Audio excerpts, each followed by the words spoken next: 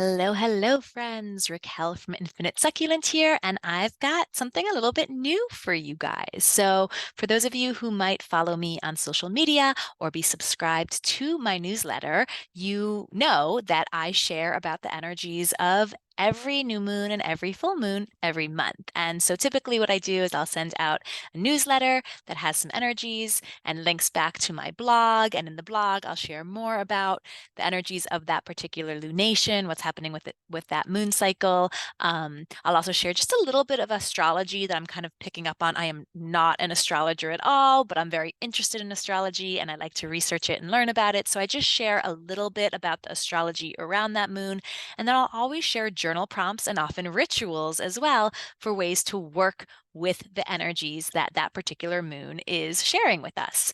And for the last few months, I've actually been feeling more of an urge to share here on YouTube. And I thought, I'm already creating all this content. I'm making blog posts and sending out newsletters around the energies of the moons. I typically create a social media post for Instagram and a shorter video for TikTok and Instagram that I share around the new moons as well.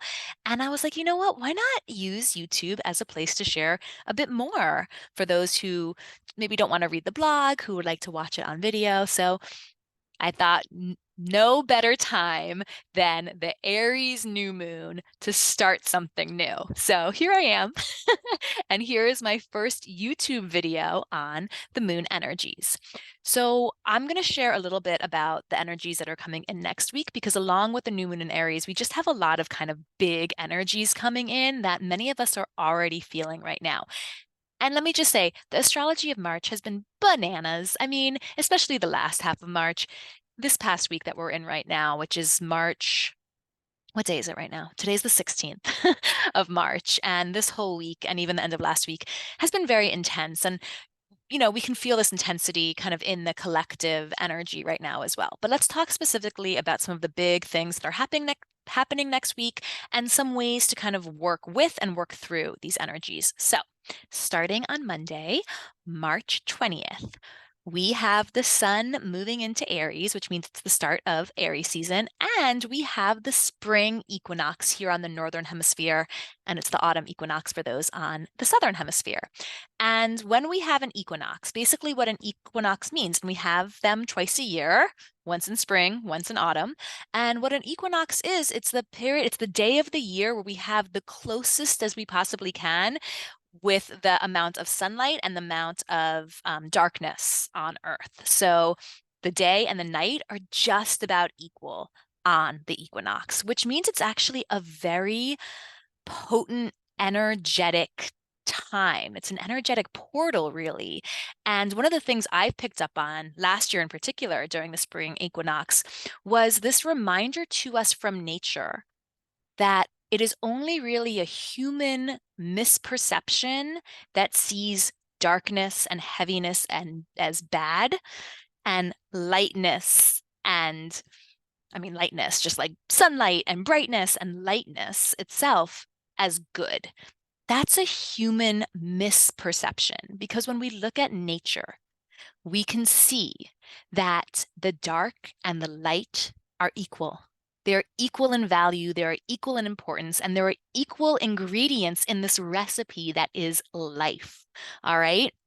And that's what we can see. That's the message that comes to us on the equinox. And that's really the message of the yin and yang in Taoism as well, right? We have this darkness and this light, and they're equal, and they actually work in on each other. And the lightness always has a bit of darkness, and the darkness always has a bit of light. I mean, they are both necessary ingredients for life.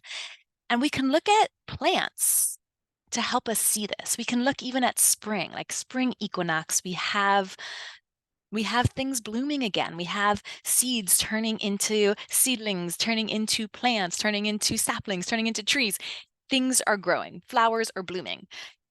Birds are, having their babies. Like it's that time of year when new life abounds.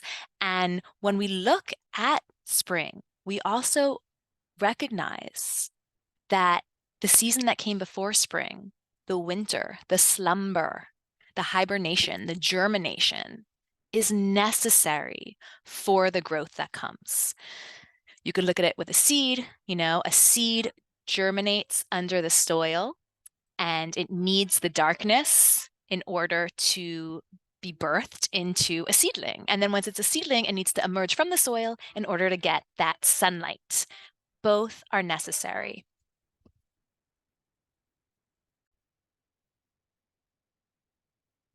So, with the equinox, with the spring equinox next week, we have these energies of new life, of merging, of fresh beginnings, along with an acceptance of the light and the dark that we see out in the world, but also within us.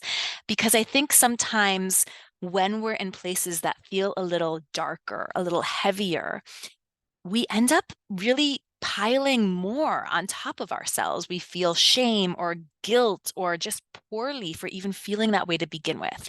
And we judge ourselves and we try to resist what we're feeling. And that actually just keeps those denser, darker feelings closer to us as opposed to allowing us to kind of just accept them and move through them and see them as just part of our humanness and part of life here on Earth. So that's a big theme that we are kind of feeling into with the equinox and with spring emerging. Now, with the spring equinox, we also have the sun moving into Aries. Again, this is on Monday, March 20th, which means it's the start of Aries season. And when we're talking about the astrological calendar, Aries season is actually the start of the new year. And it makes sense. I mean, it makes a lot of sense that the new year should begin with spring, with the whole like rebirth that is what we see in nature as well. So, for a lot of people, working on New Year's goals and intentions just doesn't feel natural on January 1st because it's the dead of winter. And for those of us who are very aligned with nature and natural cycles, it doesn't feel natural to like make all these goals for ourselves in the dead of winter. We're still in that place of germination, of hibernation, of slumber, of rest, of receptivity. Um, so it makes a lot more sense for us to actually start more with our goals and our intentions with the Aries season and the spring equinox itself. Now, that being said, on January 1st, there's this huge collective energy around a new year and a new beginning. So a lot of people actually really do feel very motivated at that time, which is great. So I always tell my clients and myself, if you feel that motivation, go with it. And if you don't force it. Don't force it. Let yourself be aligned with the cycles of nature as well. So, March 20th, Monday, we have spring equinox and we have sun moving into Aries and the start of Aries season. So, Aries season is the beginning of the new year when you look at it from the astrological perspective. And then on Tuesday, March 21st, the moon joins the sun in Aries, and we have a new moon in Aries. Now, Aries is the cardinal fire sign in the zodiac. Cardinal signs, which are the first signs in those elements, they are the instigators. They are the fight. Well, in the case of Aries, the fire starters.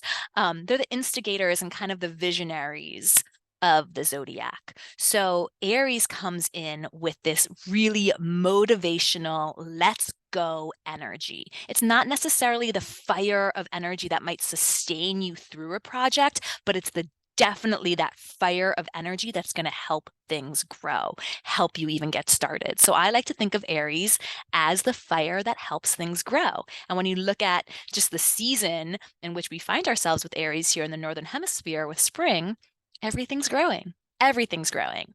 So with this new moon in Aries, we have this really kind of excited, ramped up energy that's just like, it's go time. It's go time. Let's do the things. And we might not even know exactly what those things are. We might not even know exactly where we're going. All we know is we want to go and we're ready to go. And this new moon in Aries is extremely powerful, extremely potent for manifestation, for getting started, for feeling motivated. And it's a really, really powerful new moon for manifestation magic in general. And that's for a couple of reasons. One, Aries in general has this really fire starter energy. We have the new birth, new emergences of spring itself. So we have all this energy that's really aligned with us for new beginnings, for planting our seeds, for starting fresh. And then also, we actually have two new moons in Aries in a row this year. So we have this new moon in Aries now, March 21st. And then the next new moon cycle we have, which is actually April 21st, is also a new moon in Aries.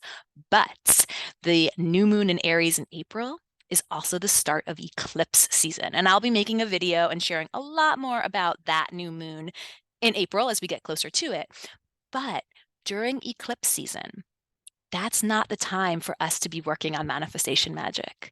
During eclipse season is time for us to review and refine and reassess and receive and let the universe take the wheel. So with this first Aries new moon in March, the first new moon of the astrological new year, this fire starter, instigator energy, we have all this energy for new beginnings. It's a beautiful time to work on some magical manifestation rituals, to get clear or as clear as you can with the energies around you of what you want to do, of how you want to start new things.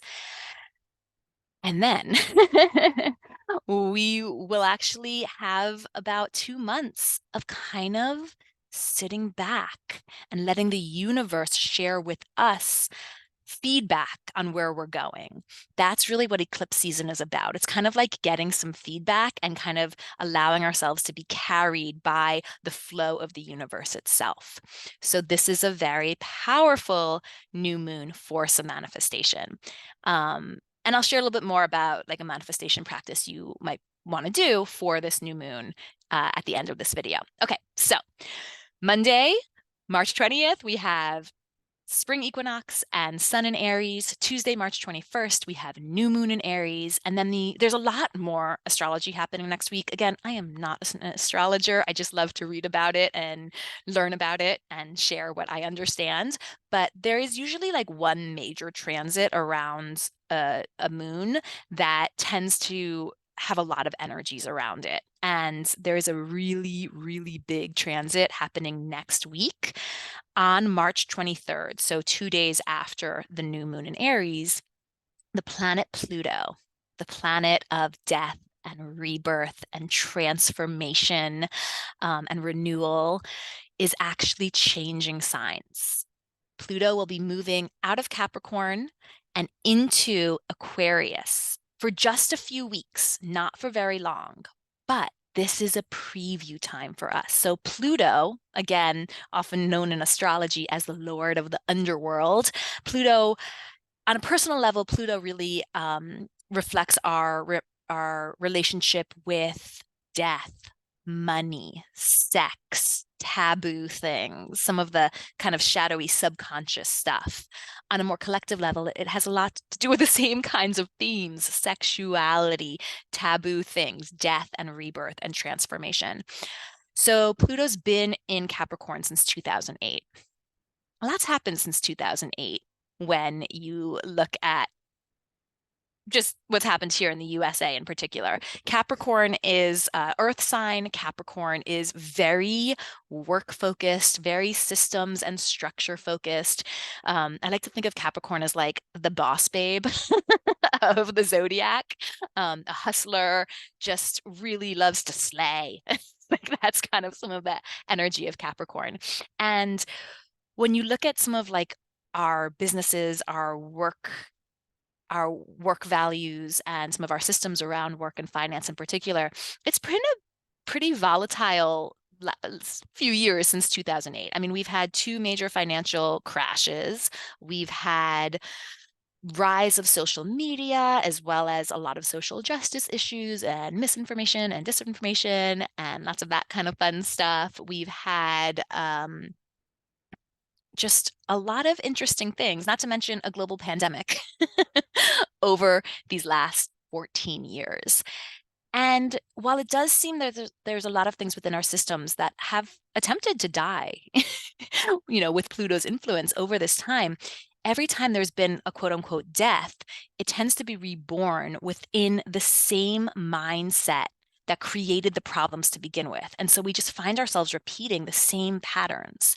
Yet when Pluto moves into Aquarius, that's going to change things. That's going to change some things. And what's interesting is that we have this kind of preview time that starts next week on March 23rd when Pluto moves into Aquarius. It'll stay there for a few weeks, and then I can't remember exactly what the date is, but Pluto will return to Capricorn and remain there until November of 2024, at which point Pluto leaves Capricorn and moves into Aquarius and will stay in Aquarius for about 2 decades. So this is kind of a little bit of a preview time of what we can expect coming in November 2024 and beyond. Now, I can't think of anything else that might be happening in November of 2024 that could be of some kind of importance here in the United States. I wonder what that might be. Anyway, so this is just an important time to kind of take stock of what's happening in our country, what's happening around us, what's happening on a personal level with death and rebirth, and what's happening on a more systemic level with death and rebirth as well, because it's something we're going to see again in about a year and a half's time. So those are some of the energies, big transformations we have coming next week. With these energies of death and rebirth and darkness and light and renewal and new beginnings, one of the biggest messages that I got in particular with this new moon in Aries is to hold the faith and hold the belief and go after your dreams regardless of the realities around you, to keep standing firm and holding your vibration toward the world that you want on a personal level, the world that you want on a more collective level. Believe in it, act toward it, be part of that solution, regardless of the situations on the ground. And there's a lot of situations on the ground right now. I don't know about you all, friends, but I'm a person with a very caring heart. I care about the environment and the way we're treating our planet. I care about people and the way we're treating our neighbors and our human relations. I also care about how we're treating our animal and our plant relations. I care. I care.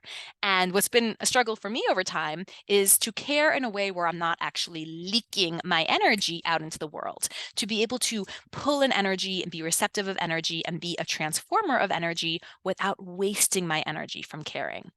So one of the ways I do that is by sharing about things that are important to me, doing my best to have aligned actions with my values.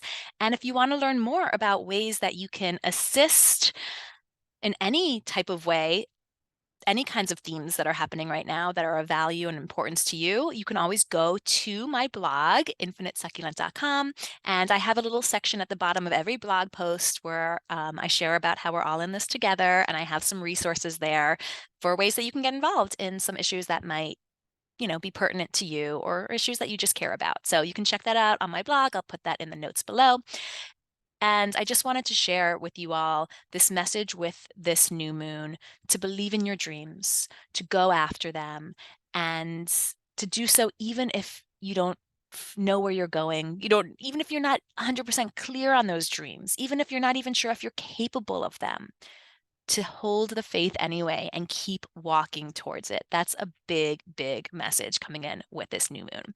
And with that being said, there was a little ritual that I thought could be really fun with this new moon. I was actually inspired by a trend I saw going around on TikTok.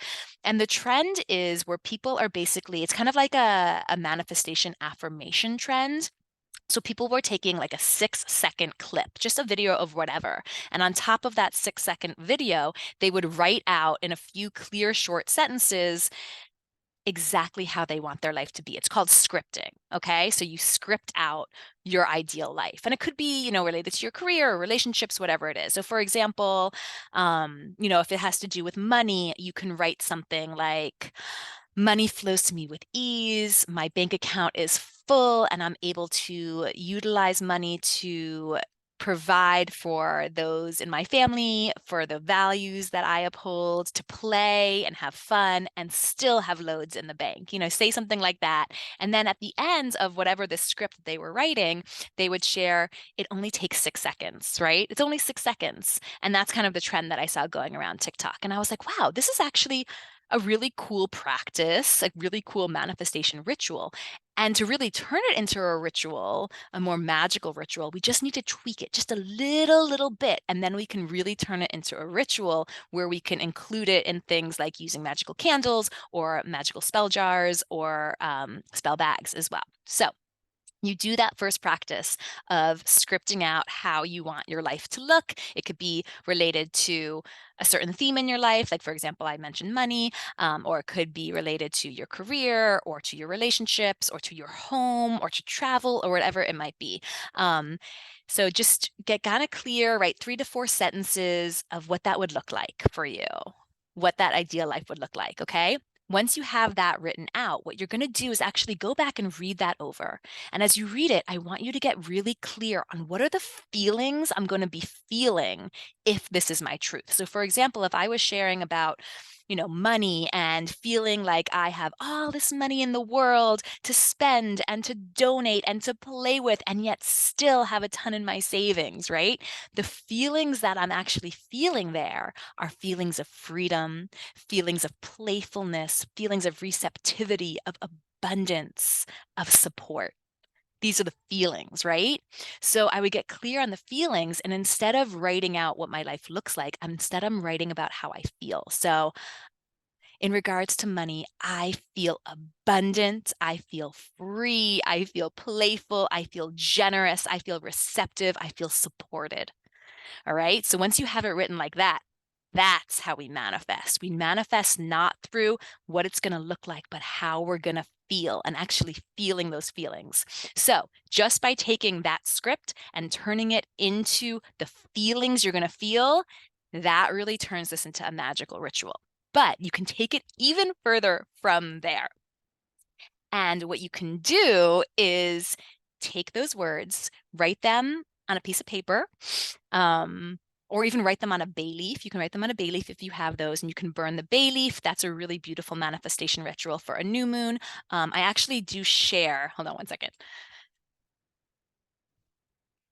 In my book, Everyday Plant Magic, I do share some really great rituals for new moon magic. In fact, if you go to the back of the book on page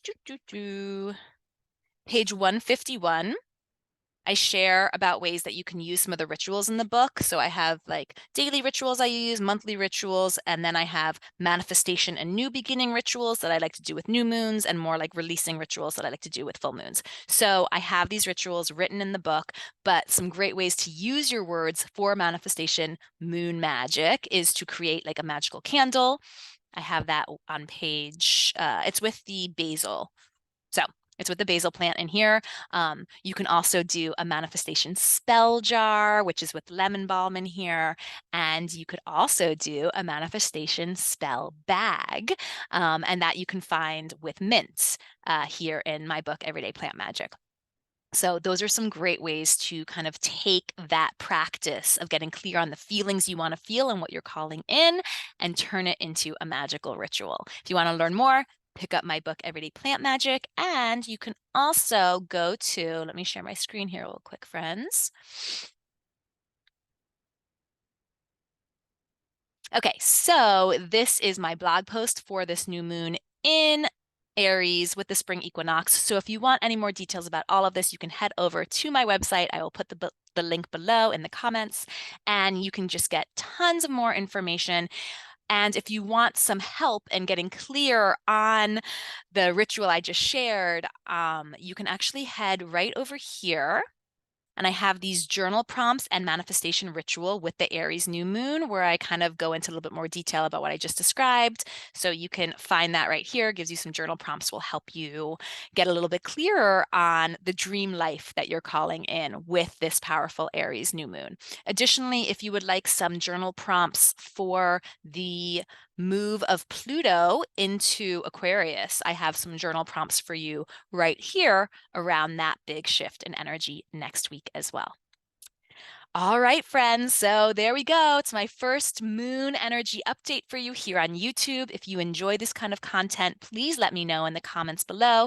And if you like this, please don't forget to subscribe, like, share. all those wonderful things. I feel inclined to show up more here on YouTube. So thank you all so much for being here.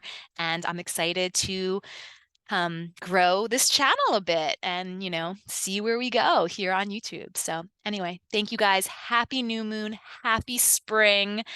I'll see you guys for the next full moon we have in a few weeks' time. Bye.